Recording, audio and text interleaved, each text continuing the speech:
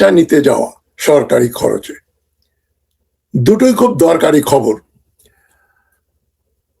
তো আমরা জানি বাংলাদেশ স্বাধীন হবার আগেই ভারত সরকার এবং তাদের সেনাবাহিনী, রাজনীতিবিদ ও সিভিল সোসাইটির সদস্যরা মনে করতেন যে পূর্ব পাকিস্তান ভেঙে বাংলাদেশ বানানো একটা লৌকিকতা মাত্র। আসলে পূর্ব পাকিস্তান এখন ভারতের করতলগত, ভারত এটা দখল করেছে। সে 1971 সালের ডিসেম্বর মাসেই বাংলাদেশ স্বাধীন হবার দুই একদিনের ভেতরেই বাংলাদেশ সেনাবাহিনীর তৎকালীন যারা মুক্তিযোদ্ধা ছিলেন, যারা জেনুইন মুক্তিযোদ্ধা, যারা অস্ত্র নিয়ে যুদ্ধ করেছেন পাকিস্তান সৈন্যদের বিরুদ্ধে, সেই ধরনের একজন মুক্তিযোদ্ধা হচ্ছেন আমার বন্ধু, যিনি পরে মেজর জেনারেল হয়ে রিটায়ার করেছিলেন। তার ডাক নাম হচ্ছে শাহজাদা গোলাম হেলাল খান মোর্শেদ, সিরাজগঞ্জের। সে আমাকে বলেছিল স্বাধীনতার 2-3 দিন পরেই যে ঢাকা ক্যান্টনমেন্টে কয়েকজন ভারতীয় অফিসার, যারা তখন ক্যান্টনমেন্টের ভিতরে ছিল, মদ খেয়ে মাতাল অবস্থায় বলেছিল, now we have conquered east Pakistan, now east Pakistan belongs to India. Bangladesh বলে কিছু আছে এটা ভুলে যাও, Bangladesh is virtually an Indian occupied territory, আমরা এটা ছেড়ে যাব না। যাই হোক, পরে ইন্দিরা গান্ধীর বুঝতে পেরেছিলেন যে বাংলাদেশ দখল করে রাখলে আন্তর্জাতিক ক্ষেত্রে ভারতের দুর্নাম হবে এবং বাংলাদেশ নামে একটা নতুন দেশ স্বাধীন হয়েছে, এটার চাইতে যে প্রচারটা প্রকট হয়ে দাঁড়াবে সেটা হবে ভারত পাকিস্তান আক্রমণ করে পূর্ব পাকিস্তান দখল করে নিয়েছে। সেজন্য শেখ মুজিবের অনুরোধে না, ইন্দিরা গান্ধী লেখাপড়া জানতেন, তার পরামর্শ যারা দিতেন তারাও লেখাপড়া জানতেন, তারা তাকে বুঝিয়েছেন যে পূর্ব পাকিস্তান এখন বাংলাদেশ, এখানে ভারত আধিপত্য স্থাপন করে প্রত্যক্ষভাবে থাকলে ভারতের বদনাম হবে। কিন্তু ভেতরে ভেতরে তারা ঠিক করে রেখেছিলেন যে নামে মাত্র বাংলাদেশ স্বাধীন থাকবে, কিন্তু প্রকৃতপক্ষে এটা হবে একটা ভারতের করদ রাজ্য। সিকিমের যে অবস্থা ছিল ঠিক সিকিমের মতো দখল করা হবে না, তবে এটা একটা তাদের করদ রাজ্য হিসাবে থাকবে। বাংলাদেশের পররাষ্ট্র নীতি থাকলেও, সেনাবাহিনী, নৌবাহিনী, বিমান বাহিনী থাকলেও সেগুলো কেবল নামকেও আসতে। এই জন্য আমরা বারবার দেখেছি জিয়াউর রহমান আসার পরে যখন বাংলাদেশের সার্বভৌমত্ব নিয়ে বাংলাদেশ সরকার ফিরে দাঁড়ালো যে আমরা এখন স্বাধীন দেশ, সেটা ভারতীয় সরকারের মনোপুত হয়নি। তারা সুযোগ পেলেই আমাদের সীমান্তে গুলি করে, নিরীহ মানুষদের হত্যা করে। ফেলানি হত্যা তার একটা প্রমাণ, একেবারে চোখে আঙ্গুল দিয়ে দেখানোর মতো প্রমাণ। এর আগেও তারা বাংলাদেশের বিভিন্ন জায়গায়, তখন বিডিআর ছিল, বিডিআর এর সঙ্গে অযথায় যুদ্ধে জড়িয়ে পড়ত। মেজর জেনারেল ফজলুর রহমান, যিনি তখন বিডিআর এর কমান্ডিং অফিসার ছিলেন, নাকি আমি তথ্য একটু ভুল হতে পারে, তিনি বিডিআর এর ডাইরেক্টর ছিলেন, মেজর জেনারেল, সরি, তিনি তখন ভারতের বিএসএফ এর অনুপ্রবেশের বিরুদ্ধে বিডিআর এর মাধ্যমে যেভাবে ভারতীয় বিএসএফ কে শিক্ষা দিয়েছিলেন সেটা একটা গর্বের বিষয়।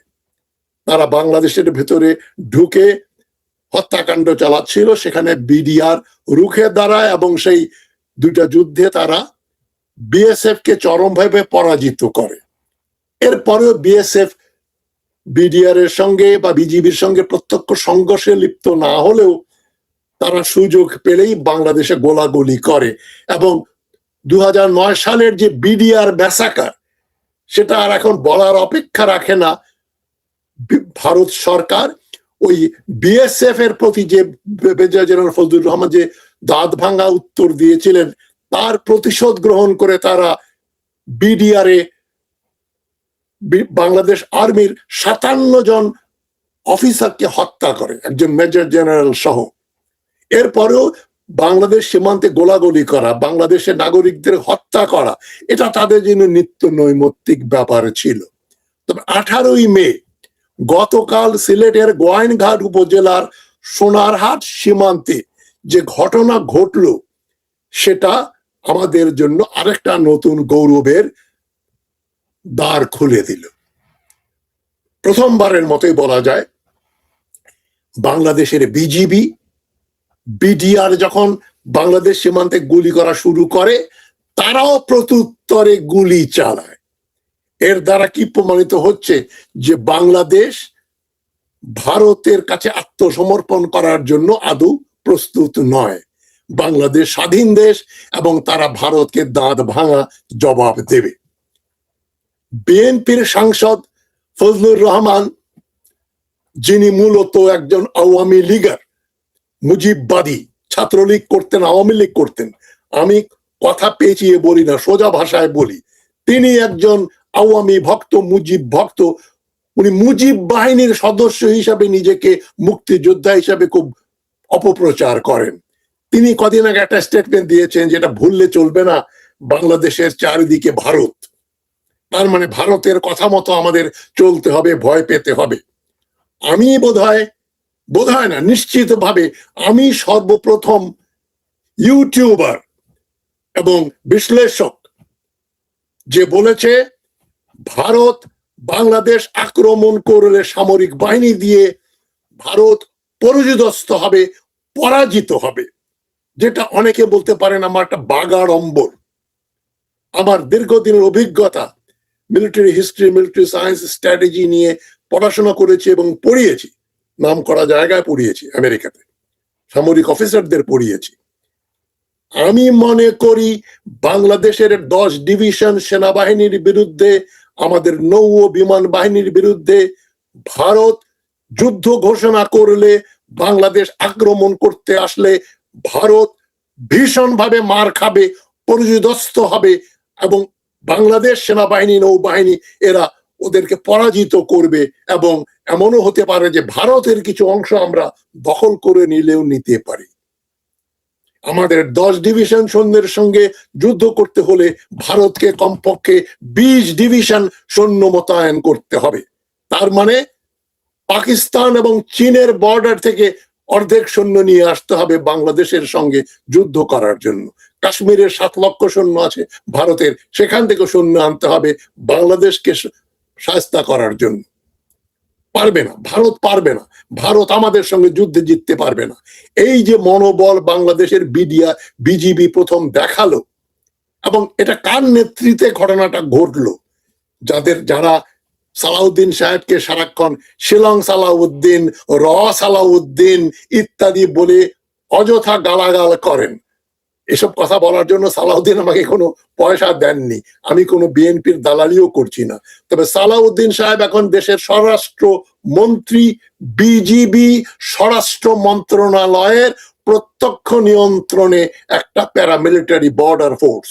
এই বিজিবি যে পাল্টা গুলি করলো ভারতের বিএসএফ এর বিরুদ্ধে, এই কৃতিত্বের সিংহভাগ যায় সালাউদ্দিন সাহেবের কাছে। এবং বিজিবি যে সাহসী অফিসার এবং সৈন্যরা ভারতকে রুখে দেয়, ভারতের বিরুদ্ধে গুলি বর্ষণ করে, এটা একটা খুবই গৌরবের ব্যাপার। এই গৌরবের জন্য আমি গর্বিত, বাংলাদেশ গর্বিত, এবং এর ডিউ ক্রেডিট যাওয়া উচিত সালাউদ্দিন সাহেবের কাছে এবং বিজিবির কাছে এবং আমাদের সাহসী সৈন্যদের কাছে।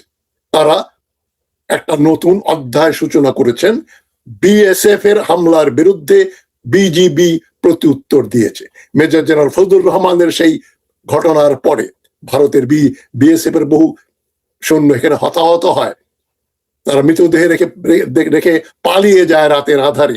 সেই ঘটনার পুনরাবৃত্তি আবার হবে যদি ভারত আমাদের প্রতি রক্তচক্ষু নিক্ষেপ করে এবং আক্রমণ করার দুঃসাহস দেখায়। আমি বিজিবির সদস্যবৃন্দ এবং সালাউদ্দিন সাহেবকে ধন্যবাদ জানাই এই ঘটনা ঘটানোর জন্য। যাদের অ্যালার্জি আছে, সালাউদ্দিন অ্যালার্জি আছে, তারা মনে কষ্ট পেলেন বলে আমি দুঃখিত নই। আমি তাদের দুর্বুদ্ধিতার জন্য আমি তাদেরকে করুণা করি। এটা একটা ভালো খবর বাংলাদেশের।